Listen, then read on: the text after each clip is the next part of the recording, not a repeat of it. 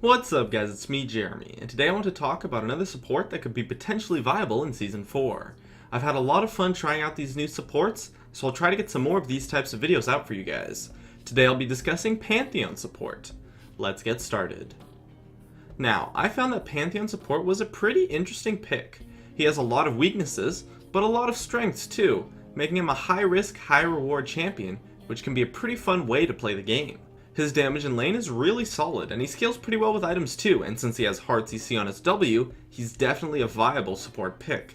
Heck, with his ultimate you can even get some solid ganks mid off if the opponent pushes up, and that's a very interesting dynamic that no other support champion can really give to a team. I would recommend Pantheon support as a competitive pick for those bruiser players who have experience playing Pantheon. You can definitely make a huge impact in games, and if you pick up a few kills in lane, you can be just as fed as a solo laner and be on your way to carrying. In the laning phase, Pantheon is a champion that you want to trade with your opponents by going all in. Jump on them, use all of your abilities, and then back off immediately. It's very easy to win trades like this because of your passive that will block an auto attack. Just make sure that you don't stay in the trade too long, as Pantheon does kind of lack sustain, so if you get poked down that can be a problem. His all-in is pretty powerful though, and so you want to play to that strength. And I like this a lot about Pantheon, as this, as well as his kit, makes him a pretty simple champion. Either you go in, or you don't. Just make sure that you're decisive of course, and don't get caught stuck in the middle of the decision, taking free poke or end up starting a bad fight. Also, with offensive runes and masteries, Pantheon's damage in lane becomes absolutely absurd.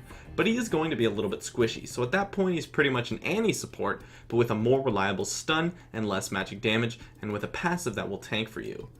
I liked Pantheon a lot with champions that have a good laning phase, such as Jinx or Lucian, as it's really easy for you to set up trades since Pantheon's ranges are pretty good. Or perhaps you prefer the more tanky route. Pantheon can become an absolute raid boss if you build him tanky and get enough gold, especially with those defensive runes and masteries, and at that point you just aren't going to die very often, while still being able to make plays. One thing I love about Pantheon is that he absolutely excels at flashing in.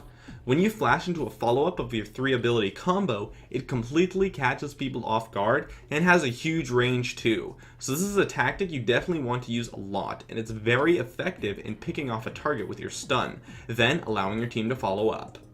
Also, remember that you can cast your abilities during your ultimate, and that way they'll go off the instant that you land for a faster entry into the fight. Overall, Pantheon was an awesome high-risk, high-reward support pick that had an interesting and definitely still viable role in some team comps, especially those focused on their mid laner.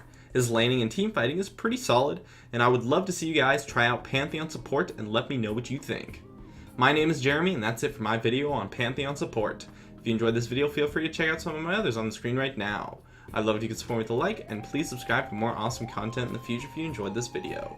As always, thank you so much for watching, and I'll see you guys next time.